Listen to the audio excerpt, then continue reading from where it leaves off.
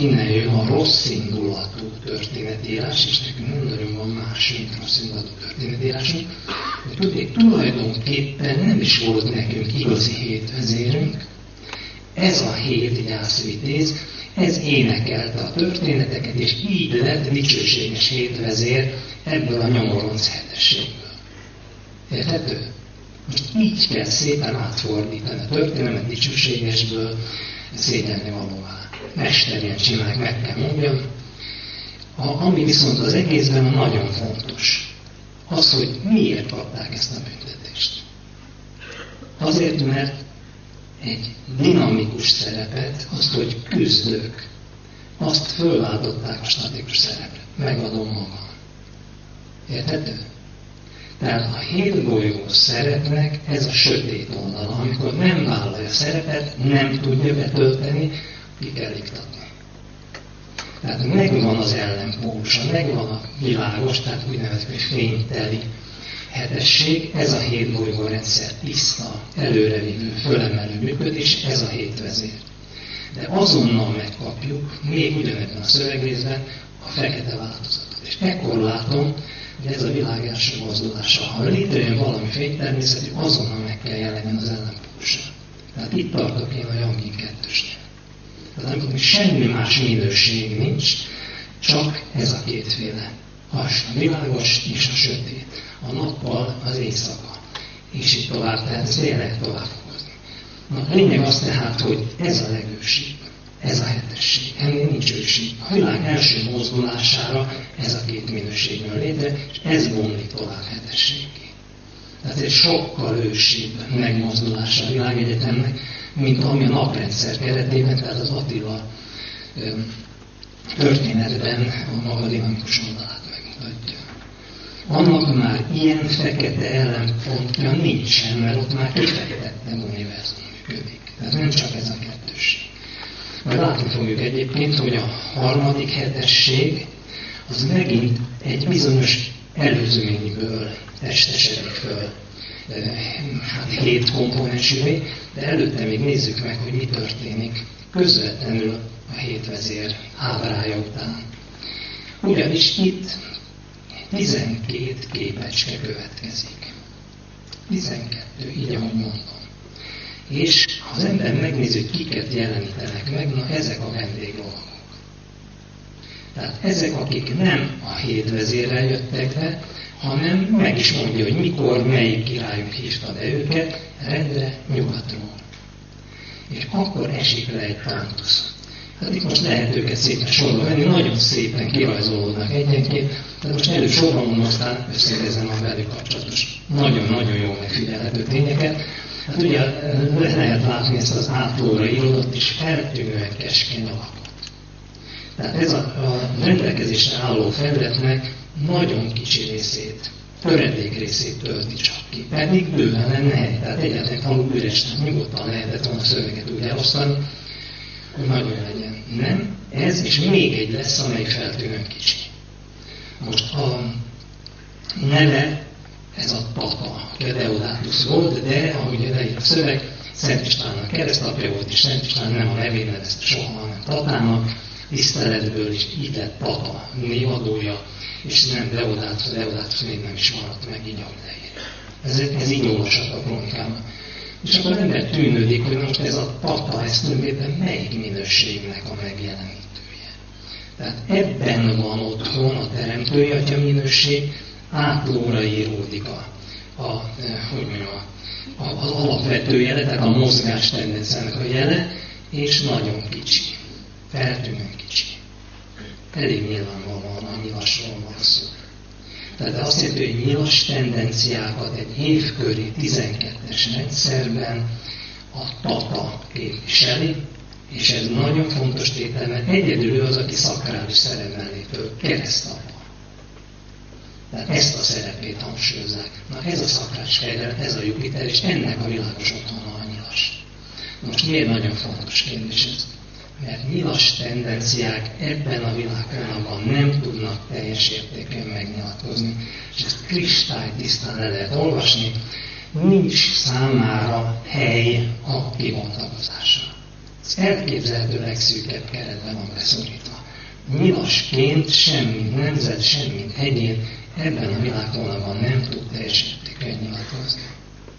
Most mindezt véletlennek nevezhetnénk, ha volna párja, egyetlen párja lesz, és azt majd meglátjuk, hogy hol jelenik meg. Hát a következő, most először is el kell dönteni, hogy milyen sorrendben veszi végig a 12-est. Mint hogy láttuk, a bolygóknál sem mindegy, milyen sorrendben veszi őket végig, itt sem mindegy. Csak itt annyival egyszerűbb a helyzet, hogy összesen kétféle lehetőség adódik. Vagy a kis év mentében, akkor a nyilas után a vak jön, aztán a vízöntő, a halak, és így tovább.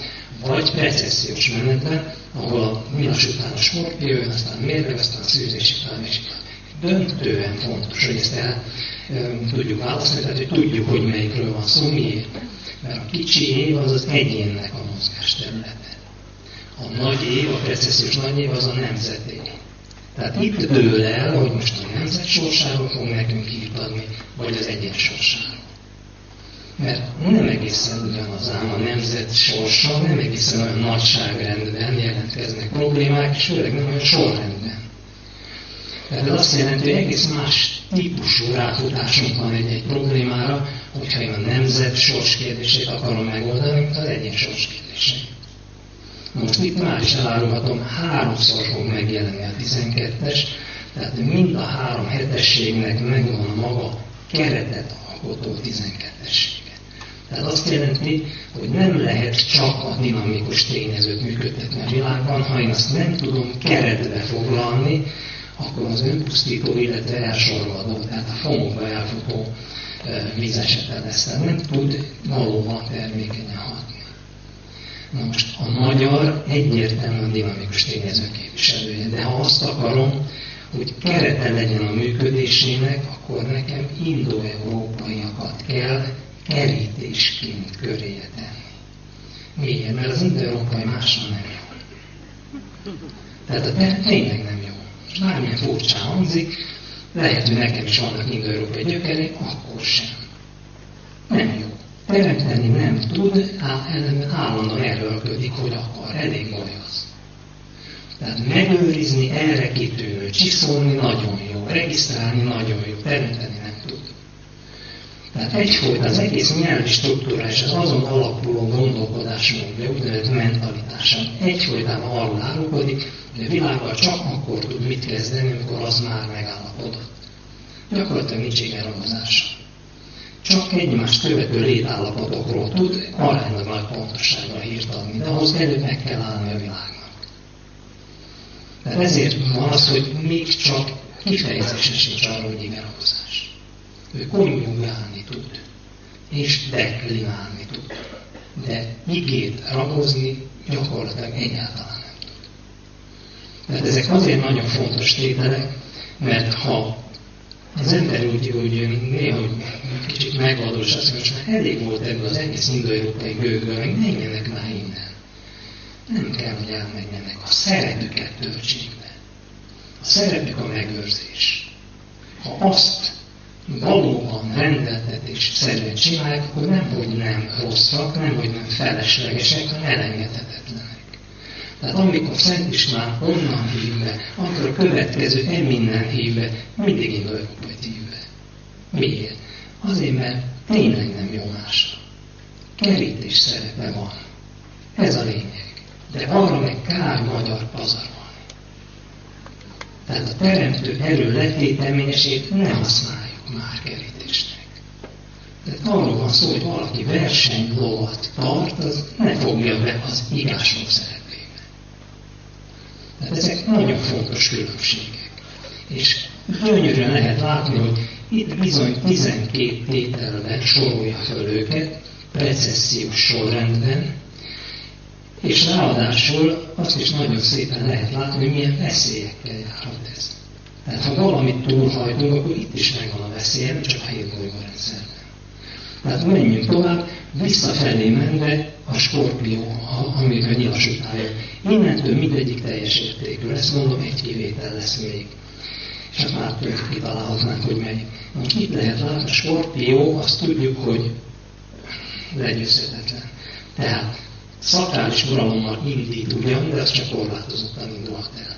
Következő az, hogy legyőzhetetlen. Tehát ha már én behívom onnan, akkor legalább védjen meg engem, tehát ne lehessen legyőzni.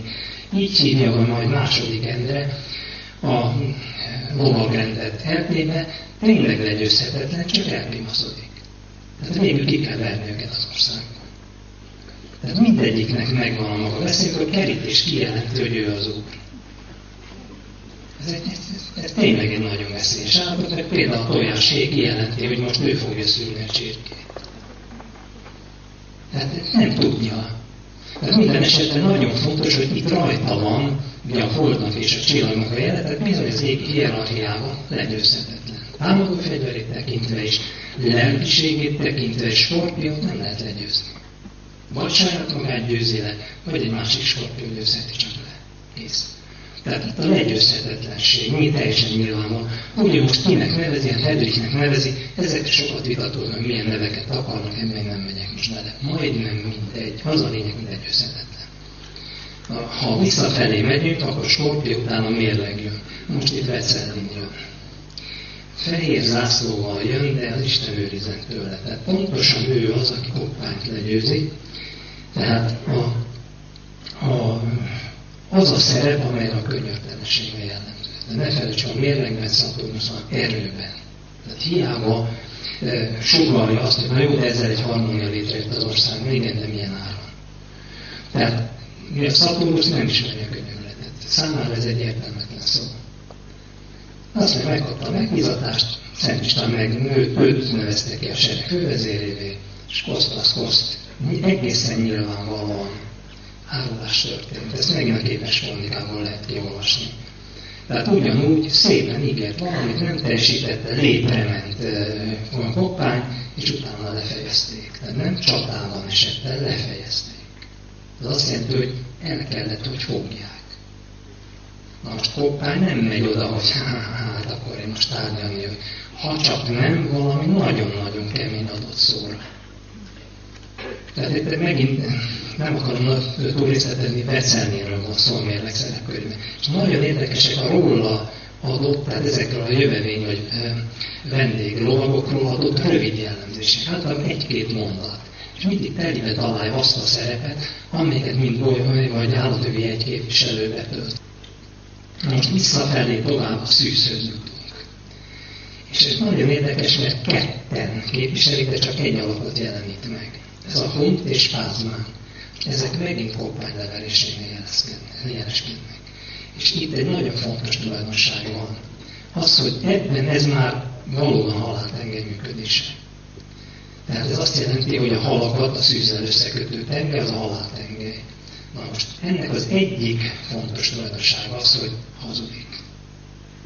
Hazudik. Nem azt mutatja, ami van. Ő kutyát mutat, a hűséget mutatja föl, holott pedig egy egész más szempont vezérli, a karriervágy vezérli, és egy olyan racionális életvitel, amely minden mástól idegen, csak a szűzre jellemző. Tehát a hűséget mutatja föl, mindig hűség, a népek szűség a pártra, az nem tudom, ismerjük el. Miközben egy fél népet kiírt. Tehát ez annyira jellegzetes dolog, és ezekről mondom, köteteket lehet leolvasni, annélkül, hogy bármit torzítana az ember. És egyet mutat, pedig ketten vannak. Tehát leírja Hunt és Pázmán. Most ők voltak azok, akik fölövezték Szent István a Garam folyóban, mielőtt a csata elindult volna Koppány ellen. Hol volt ez a csata? Veszprém környékén. Na most, hol van a Garam? Veszprém környékén? Hát nem egészen. Tehát meg lehet kérdezni, és ezek nagyon lényeges kérdések. Akkor az a Veszprém, akkor hol volt? Egyáltalán Veszprém az, amit mi ma Veszprémnek tekintünk. Mert hogy Székesfehérvár nem az, amit a középkorban Fehérvárnak neveztek, az lejátszott téma. Nem az. Teljesen más. És nagyon úgy néz ki, hogy a történelmünk ilyen lógrásszerűen van hamisítva. Tehát nem arról van szó, hogy egyet hamisítunk, és attól az egész összeomlik, nehogy egyet hamisít, hanem módszeresen csúsztat idébb-odébb dolgokat, végül